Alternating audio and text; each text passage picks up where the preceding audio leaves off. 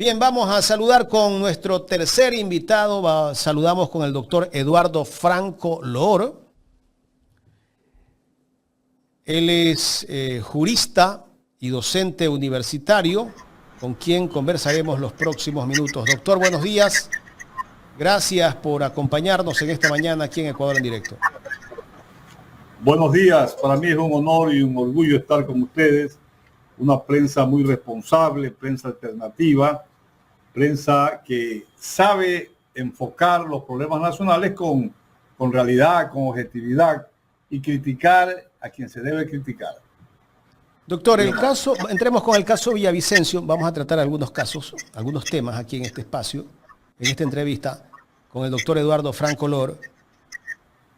Esta semana se habló del testigo protegido que tiene Fiscalía, ese testigo protegido que acusa al gobierno de Rafael Correa, que le había dado la supuesta orden de asesinar al ex candidato presidencial Fernando Villavicencio. ¿Qué criterio merece esto, esta presentación de este testigo protegido y con los argumentos que son simplemente palabras? No veo que presentan pruebas porque los otros ya están asesinados. Claro, mire, una vez más, yo considero que la Fiscalía General del Estado se presta a un show político, a un escándalo procesal desde el punto de vista de la justicia, algo inconcebible que nunca ha ocurrido en el Ecuador, toda esta persecución política.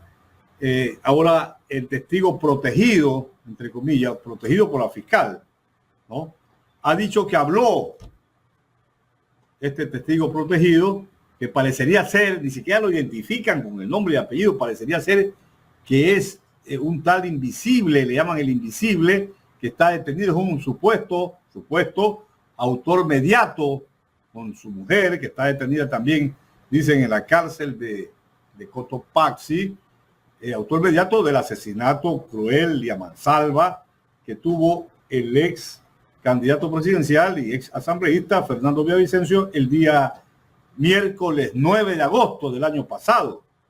Crimen que todo el Ecuador condenó, porque a un ser humano no se lo puede asesinar así tan miserablemente, aunque entiendo que eran opositores con el movimiento político de Revolución Ciudadana. Una cosa es ser oposición política y otra cosa es vivir en una etapa de canibalismo, en una etapa sangrienta. Todos los partidos y movimientos políticos repudiaron justamente este crimen.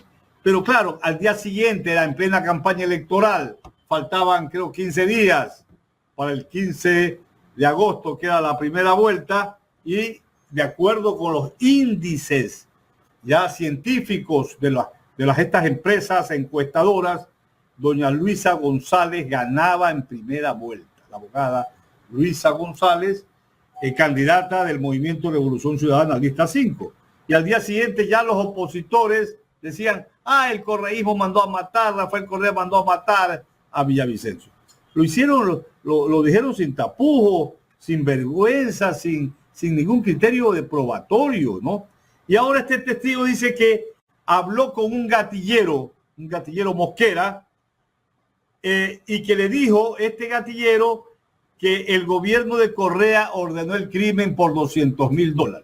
Y resulta que esta persona que le dijo, este gatillero que le dijo esto al testigo protegido, fue uno de los 7 u 8 criminales que asesinaron justamente en La Roca, entiendo, del año pasado, que todavía no hay una explicación racional del SNAI, porque la policía y el SNAI y parte del ejército estaban en control de las cárceles del país. Entonces, eso no tiene valor probatorio. No hay ninguna... ¿Por qué? Porque no puede haber ninguna contrastación. El que le dijo eso al testigo protegido está asesinado. Entonces, ¿de qué hablamos? Hablamos de que ese comentario es un comentario político fraguado justamente ideado por mentes perversas. ¿Para qué? Para causar zozobra, es un criterio lleno de mentiras. Para la gente, hay mucha gente en nuestro medio, distinguido periodista, que es ingenua, que son cándidos, entonces quieren conseguir esa confusión. Y esto realmente llama la atención porque, caramba, una justicia sana, una justicia conforme a los criterios normativos que están en la Constitución, en el Código Orgánico de la Función Judicial, en el Código Orgánico Integral Penal, tiene que ser una justicia vertical. La Fiscalía no debe prestarse para montar este tinglado político, pero sabemos que doña Diana Salazar está en un afán de notoriedad política y a ella le encantan estos escándalos y justamente está siendo pues llevada a un juicio político y está suspendido este juicio por los asambleístas de la Revolución Ciudadana. Pero no se debería prestar a ciertas élites corruptas de la política porque odian y detestan a la Revolución Ciudadana para montar este tinglado para que quede en la conciencia de la gente como que el gobierno de Correa mandó a matar. Esto del gobierno de Correa es una abstracción. El gobierno de Correa lo compusieron ministros, subsecretarios, todo un equipo humano de personas. ¿Y quién de ellos fue? Pues pregunto yo. Es decir, pero es todo para golpear, para desdibujar la imagen del expresidente Rafael Correa Delgado y su grupo político, el Movimiento de la Revolución Ciudadana de la Lista 5. Pero hay gente consciente, gente de la academia, que no cree este asunto.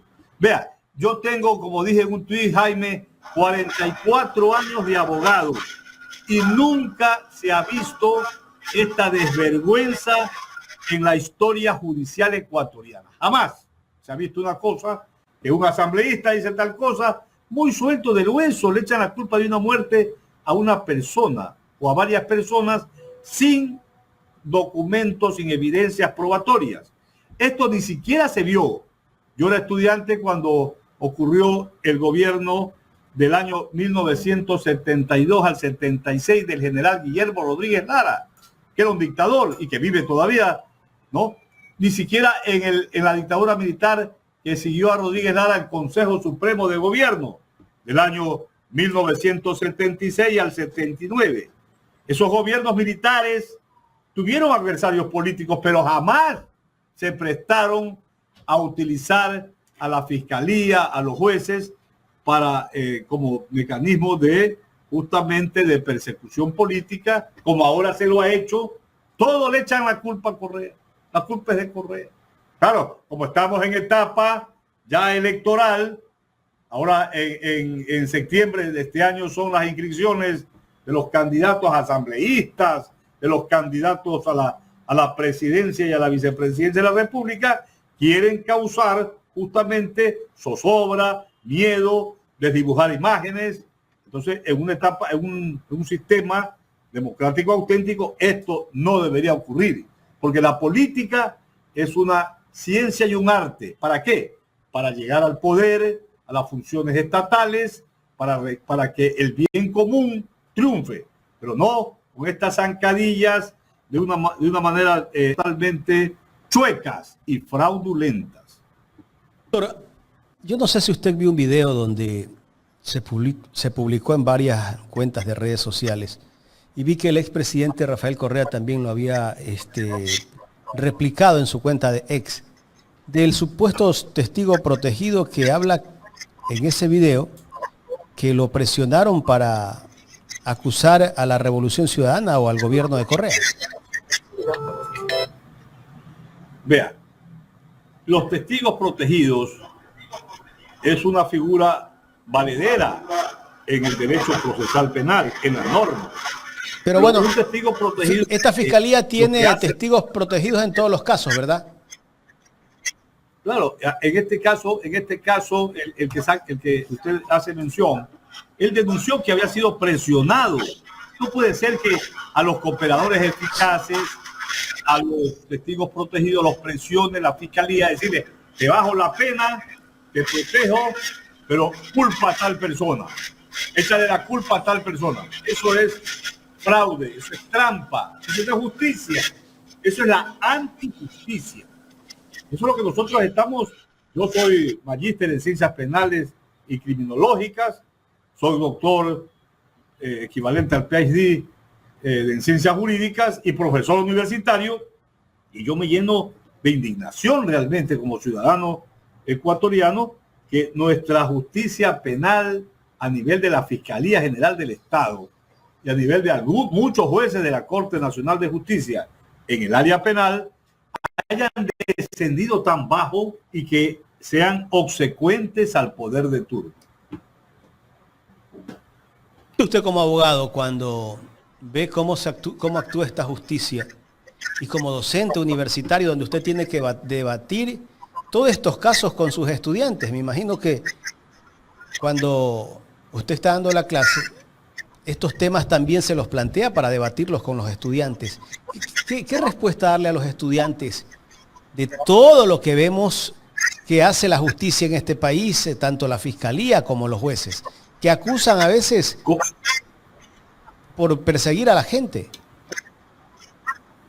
Vea, como le dije anteriormente, me lleno de indignación, no solamente yo, la mayoría del pueblo ecuatoriano y muchos juristas, pero yo soy maestro, soy profesor universitario y la indignación no pasa pues a la depresión, porque yo tengo un espíritu de resiliencia y de lucha y de combate y tengo esperanza y no me siento un iluso. Creo que esto tiene que terminar. Creo que esto va a terminar. Esta etapa luctuosa, negra de la Fiscalía General del Estado llegará un momento que va a terminar, porque más somos las personas positivas y a mis alumnos, que son las nuevas generaciones de futuros juristas, los nuevos maestros, se les enseña ética profesional, ética judicial, que es lo que se necesita en el Ecuador, en medio de tanta zozobra, de tantos jueces también que han caído en las tentaciones económicas y en corrupción, en el caso Metástasis, del caso Purga. Han habido corrupciones, pero también en la función judicial hay juezas y jueces dignos y que realmente merecen el cargo de jueces. Pero la Fiscalía General del Estado, de la doctora Diana Salazar, ha desdibujado la buena imagen que tiene que tener una fiscalía. De acuerdo con la Constitución y las leyes, la fiscalía tiene que actuar en la etapa preprocesal penal en la investigación de los delitos para determinar en esa investigación si procede o no formular cargos. Pero ella está ensimismada en atacar, en desfigurar a todo lo que significa revolución ciudadana, a todo lo que significa el legado histórico de Rafael Correa Delgado. Y eso está muy mal, muy mal. Claro, doctor, en este caso del asesinato de Villavicencio, desde el primer día, el día que lo asesinaron, salieron a acusarlo al expresidente Rafael Correa, el presidente Guillermo Lasso en ese entonces. Salió el señor Otto Sonnenholzner. Recuerdo que hicieron especies de ruedas de prensa. Había un plan, había un propósito para lo que se venía después del asesinato de Villavicencio. Claro, el propósito de la oposición, de gente totalmente descalificada desde el punto de vista moral, Sonnenholzner y el gobierno de Lasso, porque mire, a mí me parece un corazón podrido quien acusa a alguien de asesinato sin pruebas y todo con el ánimo político de perjudicar a la candidata que iba a ganar en la primera vuelta, la doctora Luisa González. La idea era perversa porque quería decir, yo voy a decir esta mentira, algo saco electoralmente, y efectivamente Luisa fue perdiendo 2 puntos diarios, 1 punto diario, y pasó a la segunda vuelta, porque ella ganaba en la primera vuelta. Entonces el objetivo era ese, fue un objetivo tramposo, fraudulento, malévolo de Sonnenholzner o de quienes todavía. Vea, decide proteger a un testigo protegido en un evento, y la prensa dominante se presta para eso, porque mire, las actuaciones Acusaba casi que judiciales directamente. las actuaciones judiciales no pueden ser Doctor, grabadas. la prensa también lo acusaba casi que directamente al correísmo del asesinato, de la muerte de Fernando Villavicencio. Salieron los familiares de Villavicencio a acusar al correísmo, después la señora Zarauz, incluso hasta ahora, y de repente hace poco escuchaba a la señora Zarauz que terminaba acusando a los lobos. Vea, ¿cómo acusan a Rafael Correa? ¿Cómo acusan al correísmo?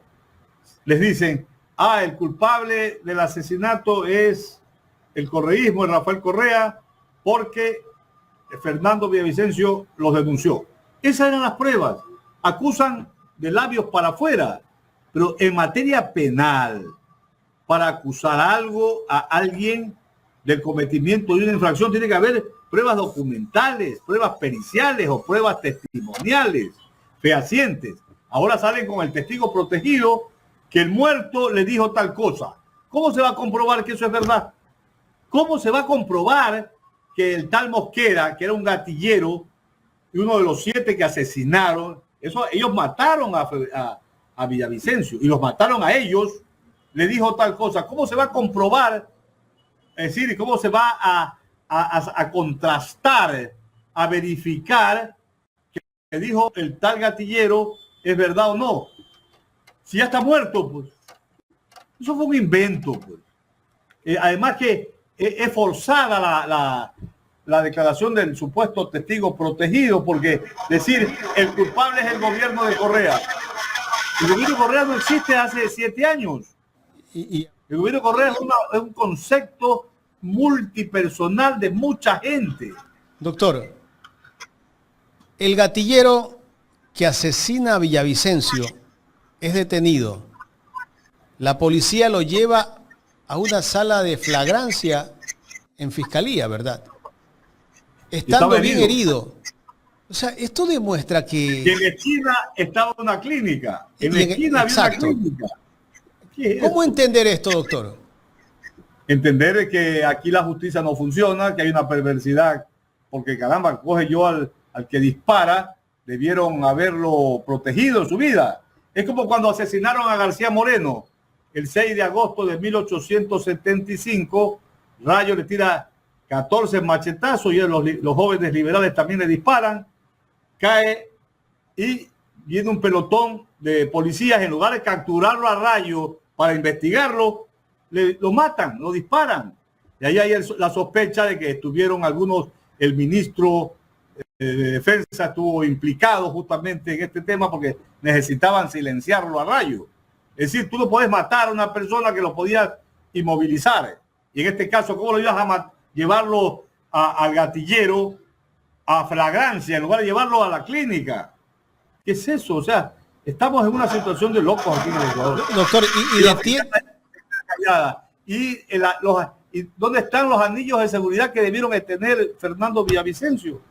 ¿Cuál fue la responsabilidad por omisión que tiene la policía en este tema? Doctor, y detienen a 6 o 7 personas más, ¿no? El celular de Villavicencio, que se lo llevaron y que se lo llevó, dice ahora el FBI. ¿Por qué no lo pide el FBI? ¿Qué contenía el celular de Villavicencio? Esta es la clave de todo. Entonces, como estamos en etapa de campaña, la culpa es el gobierno de Correa. Ni siquiera pueden decir el culpable es Rafael Correa.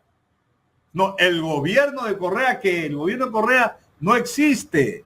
Correa estaba gobernando en ese momento. Para ellos Correa estaba gobernando en ese momento y era Lazo.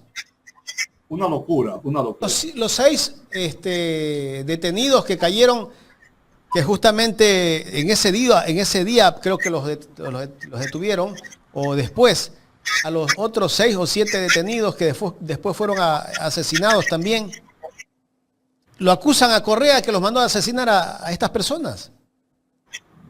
Bueno, esa parte no, yo no he escuchado esa parte, ya sería el colmo. Pues. O sea, Correa tiene... Es que Correa era que los había mandado a asesinar. Psíquico domina las cárceles, entonces Correa por influjo psíquico, porque ahora el influjo psíquico, que es otra perversidad cometida a un hombre inocente, Rafael Correa es inocente en el caso Sobornos y lo sentencian por influjo psíquico porque dice una parte de la sentencia que Correa como presidente dominaba como autócrata a todas las funciones del Estado y por influjo psíquico cometió el delito. Una barbaridad que no resiste un análisis serio, científico, desde el punto de vista procesal penal. Sin embargo, aquí la gente está satisfecha porque lo que querían conseguir lo consiguieron. Con la sentencia del caso Sobornos, que Rafael Correa no sea candidato a la vicepresidencia para las elecciones del 2021. Con el asesinato a mansalva el 9 de agosto del 2023 al candidato presidencial Villavicencio, consiguieron que la Revolución Ciudadana no triunfara con Luisa González en la primera vuelta. Eso consiguieron. Y ahora quieren conseguir con esta artimaña fraudulenta que la Revolución Ciudadana no vuelva a triunfar, porque yo creo que va a triunfar.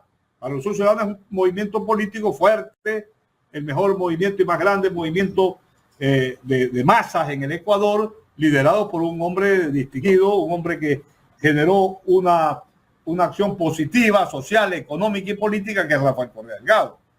Y yo pienso que el día que estos entuertos sean enderezados y sean terminados y anulados los juicios contra Correa, cuando venga Correa volverá a ganar. ¿Por qué? Porque el pueblo ecuatoriano sabe que Correa es un líder que cumplió, es un hombre que fue un gran presidente y volverá a triunfar electoralmente para llevar al Ecuador a mejores días. Pero claro, como estamos en etapa electoral, y yo creo que ahora en el mes de agosto que se realizan las elecciones internas, yo pienso que Luisa González, que es la mejor opción para triunfar en febrero del 2025, va a ser candidata a la presidencia. Entonces ya comienzan a hablar de que el gatillero muerto habló. O sea, el muerto va a hablar en el futuro.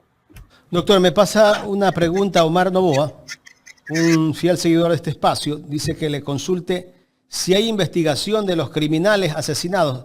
Justamente creo que esa pregunta era la que yo le hacía, que había unos criminales que también estaban detenidos, que fueron asesinados en la cárcel y que lo terminaban acusando a Correa. O sea, las causas de la muerte de los asesinados en la cárcel no hay una investigación, la fiscalía no ha dado a conocerla, porque esa gente fue cruelmente asesinada, pero ninguno de ellos ha dicho, ni tampoco Mosquera. Yo sé que ese criterio del testigo protegido no merece ninguna credibilidad, porque ¿cómo lo vas a contrastar? Hay que llamar al muerto del más allá. Bueno, vamos a otro tema, doctor. El caso Jorge Glass. Detenido ahora en La Roca, después del asalto que hizo el gobierno a la Embajada de México. Resulta que ahora Jorge Glass podría ser el nuevo trofeo del gobierno, porque para todo habla de Jorge Glass, Daniel Novoa. Este gobierno se ha debilitado estrepitosamente por sus permanentes y reiteradas mentiras. Porque mire, en campaña y a los primeros meses del gobierno dijo que él no se iba a prestar para ninguna retaliación política, que era un hombre de centro y obviamente, si lo dice un presidente de la República, aunque joven, la gente piensa que es un hombre serio. Pero todo lo que ha hecho desde el 23 de noviembre que asumió el mando, en la cual juró respetar la Constitución y las leyes, hasta ahora han sido desatinos, han sido acciones políticas negativas que han desmejorado su imagen.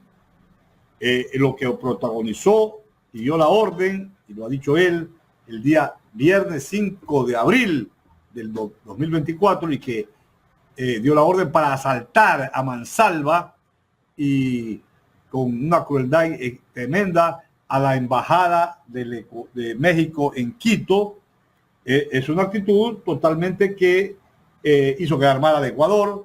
Con el ánimo lo hizo para secuestrar y capturar a Jorge Glass, quien era y había recibido ese mismo día el asilo político por parte del gobierno de López Obrador de México. Entonces, una cosa atroz que violó el artículo 22 de la Convención de Viena de Relaciones Internacionales y que ningún país en América se ha atrevido a llegar a tanto, ni siquiera las dictaduras de los militares de la década del 70 de Argentina, ni de Pinochet en Chile, se atrevieron, digamos, siempre se respetaron las embajadas, las embajadas, el interior de las embajadas ha sido siempre algo sagrado, y no solamente que atacó, sino también como se vio en televisión, atacó también y los atropellaron al cuerpo diplomático de México en Quito. Eso ya está en conocimiento justamente de la Corte Internacional de Justicia. Corte Internacional que en su momento va a tener que actuar en derecho, porque México ha demandado al Ecuador indicando que el ingeniero Jorge Glass, ex vicepresidente del Ecuador, es un asilado político de México. Y la presidenta electa de México lo ha reiterado. O sea, el nuevo gobierno mexicano que se va en pocos meses va a instaurarse durante 6 años, va a mantener la tesis del gobierno anterior. Entonces, esta situación es lamentable porque aquí también se ha manipulado la justicia. Por un lado, hubo el reconocimiento en primera instancia en el recurso de habeas corpus de que Jorge Glass había sido justamente ilegalmente y arbitrariamente detenido. Después, cuando se apeló de la noche a la mañana, sin convocar audiencia, menospreciando a todos los amigos curiaes que se habían presentado, sin que se lo escuche los jueces superiores de la Corte Nacional, dijeron que la detención de Jorge Glass era legítima y que no era arbitraria. Es decir, una locura realmente. ¿Cómo es posible que los jueces de la Corte Nacional de Justicia se hayan prestado a sostener que la captura de Jorge Glass por el ataque a la embajada, porque todo el mundo lo vio cuando lo arrastraron, lo sacaron, era legítima? ¿Cómo va a ser legítima si él era asilado político de la Embajada de México en Quito? Es decir, estamos viviendo una etapa de confusión en los propios jueces, doctor. El más alto tribunal de justicia, que es la Corte Nacional. Vivimos en Absurdistán, doctor. Así es. Lamentablemente, esto nos ha tocado vivir a estas alturas de nuestra vida. Doctor, las decisiones de la Corte Internacional de Justicia son vinculantes en nuestro país. Pero por supuesto, mire, antes de pasar ese punto, para terminar con el tema de aquí, de la sentencia del segundo nivel de Jorge Glass, que fue el 31 de mayo, ¿ya? Mire lo que se dijo, en la sentencia, que aquí no voy a leer, que durante el estado de excepción, dijeron los jueces, justamente el derecho a la inviolabilidad del domicilio está suspendido. O sea que podían entrar a cualquier embajada. Es que no era un domicilio común. El estado de excepción rige para el Ecuador, pero no para el territorio mexicano. Las embajadas corresponden al territorio en la cual rige la bandera. En la Embajada de México en Quito, al interior no es claro que es una ficción jurídica, es territorio mexicano. Entonces aquí no rige el estado de excepción. Esta soquetada se atrevieron a decir los jueces que dijeron que la sentencia era legítima porque estábamos en estado de excepción. Entonces en estado de excepción vale el atropello. Oiga, ¿cómo quedamos a nivel internacional? A nivel de la Corte, ahí para tu pregunta, de los jueces de la Corte Internacional de Justicia con sede en La Haya. Estamos quedando como un país de salvajes, un país en el cual no rige el Estado de Derecho, sino el Estado de la barbarie. Lo que han hecho contra Jorge Glass es una barbarie tremenda. Y es un hombre inocente, porque además, mire, yo lo defendí a Jorge el año 2017-2018 en el primer caso de asociación ilícita. Allí nunca hubo prueba contra él. Y ya justamente una jueza dijo que los 13 millones que se alegaba en la sentencia, que eran del tío de Jorge Glass, para darle el dinero a Jorge Glass, esos 13 millones se depositaron en una cuenta de la compañía Glory, Y la compañía Gloria no es de Jorge Glass. Y la compañía Gloria International tampoco es de Ricardo Rivera, el tío que falleció, que también estuvo implicado en este asunto. Y después esos 13 millones son legales y le han devuelto el dinero a Topics, al padre del candidato que siempre ha sido. ¿Qué ofreció devolver ese dinero? ¿Cómo? Topic, ¿por qué ofreció devolver ese dinero en aquel entonces cuando estaba Moreno? Ese es un dinero que, según tengo entendido, había un convenio entre el tío de Glass, que tenía una empresa, Topic, por el cable submarino, con Odebrecht, que también estuvieron en las tratativas. Entonces, no tiene nada que ver Jorge Glass con ese dinero. Nunca se le ha probado a Jorge Glass que se ha robado un centavo partido por la mitad. Esa es una verdad. Pero claro, lo sentenciaron incluso con código derogado, porque si querían sentenciarlo, lo hubieran sentenciado con el Código Orgánico Integral Penal, que se tenía hasta 5 años. Claro, nosotros hubiéramos apelado, porque no se puede sentenciar a una persona inocente que ha cometido un delito. Pero lo hicieron a propósito, le pusieron 6 años con el código anterior para que no funcione la suspensión condicional de la pena.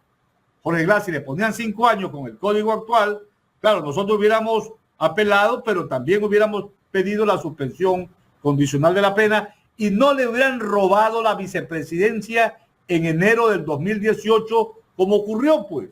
Lo que querían era, y por eso lo sentenciaron con el Código Penal derogado, era apoderarse de la vicepresidencia. Allí estuvo el maligno del presidente de esa época, Lenín Moreno, y toda una caterva de gente que estaba en el poder. En la asamblea estaba Serrano.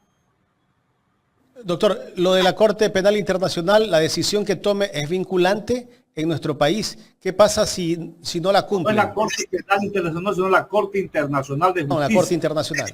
Pero claro, el Ecuador ha suscrito desde hace muchos años los tratados internacionales del Convenio de Viena. El Ecuador ha ido incluso con una contrademanda. En la contrademanda, usted lee esa contrademanda, es una payasada tremenda. Es una cosa que aquí está, yo tengo aquí la demanda que presentó el Ecuador contra México. Cualquier estudiante de Derecho Internacional Público hasta se ríe. Aquí reconocen que entraron a la embajada para justamente proceder al arresto de Jorge Glass, a confesión de parte, relevo de prueba.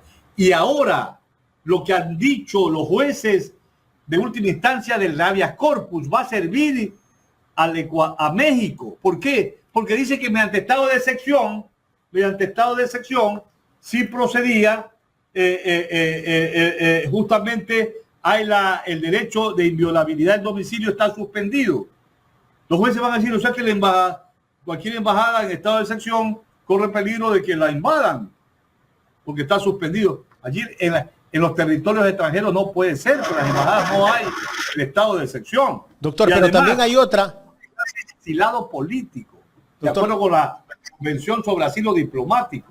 Hay otra también. El juez que dijo que la detención fue legal, fue arbitraria e ilegal en la primera instancia. En la primera instancia.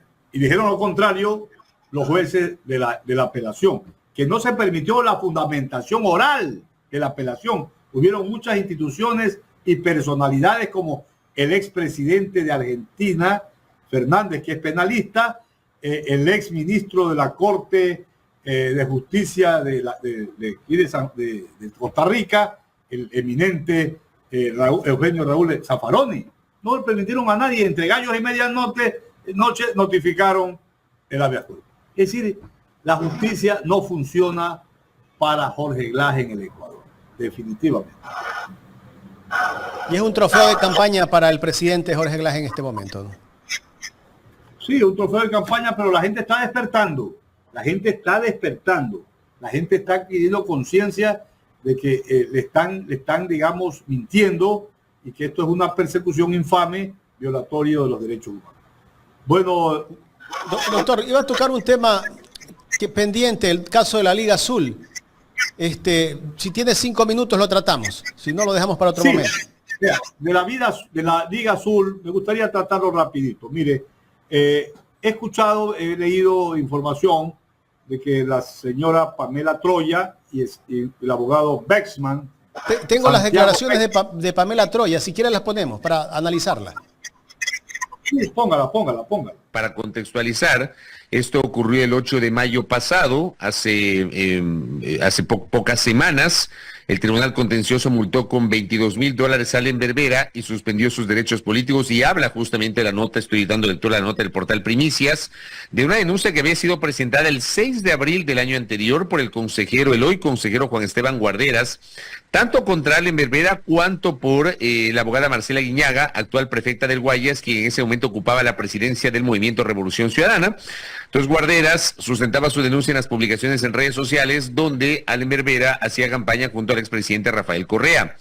De acuerdo a la sentencia, se recordó que se prohíbe a los partidos y candidatos realizar actividades proselitistas para un puesto en el Consejo de Participación Ciudadana, etcétera. En el caso de la abogada Guiñaga, se ratificó su estado de inocencia por falta de pruebas. Pero es verdad, la sanción exclusivamente a Allen Berbera, pero no al resto de candidatos. Así es, Fabricio, porque la denuncia fue planteada en esos términos. No es porque el Tribunal Contencioso Electoral haya querido solo generar una sanción contra Allen Berbera, es porque la denuncia inicial de Guarderas se especificó solo hacia Allen Berbera, que es un cuestionamiento mío, no entiendo por qué no lo hizo hacia toda la Liga Azul, y entiendo que sería porque él, si salía Vera, entraba él. Entonces, la razón por la que ahora Santiago Velázquez explicará con más detalle cuáles son los artículos y demás que existen en esta infracción, es porque nos parece injusto. Una vez que ya se genera este precedente, que es importantísimo, es decir, ya existe jurisprudencia por parte del Tribunal Contencioso Electoral al haber generado esta sentencia, lo más lógico es que se sancione de la misma manera al resto de actuales consejeros, tanto principales como suplentes, y la única manera de gestionar esto es a través de una denuncia. Es por eso que ya teniendo el precedente, nos hemos juntado con Santiago, los dos fuimos, como tú mencionaste, candidatos al Consejo de Participación Ciudadana en el 2023, y teniendo este precedente, pues completar esta lógica de que haya una sanción. Esperamos que el Tribunal Contencioso Electoral, no habría por qué darse de otra manera, sancione en los mismos términos tanto a los consejeros principales como a los suplentes que tú mencionaste que pertenecían a la Liga Azul. Bueno, ahí está Pamela Troya, una de las denunciantes, ex candidata a consejera de Participación Ciudadana. Seguramente quieren destituir a todos los de la Liga Azul. Bueno, mire, a mí me parece una injusticia y una falsedad que contiene esa denuncia de Pamela Troya y de Santiago Bexman, porque de acuerdo con la ley, con la Constitución, los candidatos no son afiliados a ningún partido político. En el caso particular, yo jamás, en toda mi vida, tengo 69 años de edad, jamás me he afiliado a un partido político legal, ni movimiento político legalmente reconocido, y mi campaña fue una campaña ciudadana. Que hayan existido grupos políticos, personalidades extranjeras que, digamos, de una u otra manera alentaban la candidatura sin permiso de alguien y de mí particularmente, es otra cosa. Ahora bien, el texto habla de que quieren la sanción de 4 años de pérdida de los derechos de participación, es con respecto a los consejeros titulares y a los suplentes. Pero quiero decirle a usted, mi querido amigo, que yo no soy consejero suplente del Consejo de Participación Ciudadana y Control Social. Yo fui candidato en las elecciones de febrero del 2023. Quedé en 5º lugar en la lista de hombres. Ganaron 3 principales y obviamente yo no me he posesionado, no he ido al Consejo Nacional Electoral, no me entregaron la credencial. Cuando hubo la posesión en la Asamblea Nacional del 14 de mayo de 2023, estuve enfermo, no estuve en Quito, y a los 3 días ya no hubo asamblea. Y ahora en el mes de marzo de este año, cuando recibí una notificación para posesionarme, yo mandé un oficio en la cual indicaba justamente que quería que me llamaran después del 10 de abril. Hasta ahora no me han llamado. Yo no soy consejero suplente, porque ser consejero suplente entrañaba que tengo que pedir licencia sin sueldo de acuerdo con el artículo 93 y demás artículos conexos de la ley del Código de la Democracia, porque yo soy profesor universitario durante 42 años, soy profesor ininterrumpidamente de la Facultad de Comunicación Social, Faxo, de la Universidad de Guayaquil. De manera tal que a mí yo habría ilegitimidad de personería, porque yo no soy consejero actualmente suplente, porque no me he posesionado de esa dignidad. Correcto. Ellos están detrás de esto porque tal vez, como son suplentes, quieren asumir tal vez esos espacios que si logran hacer, porque ya lo hicieron con Allen Berbera, logran destituir a los que acusan ellos, a los que son parte de la Liga Azul, como dice la señora Troya, utilizando al Tribunal Contencioso Electoral, doctor.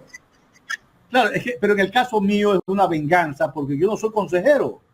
Entonces ya, si quiere, Bexman estará, no sé en qué puesto está, pero quedó 15 o 16, tuvo una votación demasiado ínfima, o sea que no le alcanza. Tendría que llamar a 3 anteriores. El consejero que sí se posesionó, Albán, está en funciones.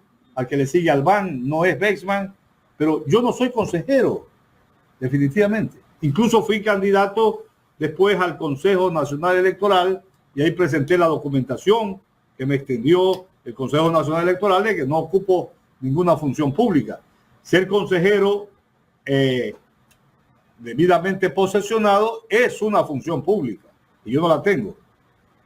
No le quito más tiempo. Muchísimas gracias por el tiempo en esta entrevista. Muchas gracias. El doctor Eduardo Franco Loor, docente universitario y analista político, jurista, conversando con nosotros en esta mañana en Los Especialistas.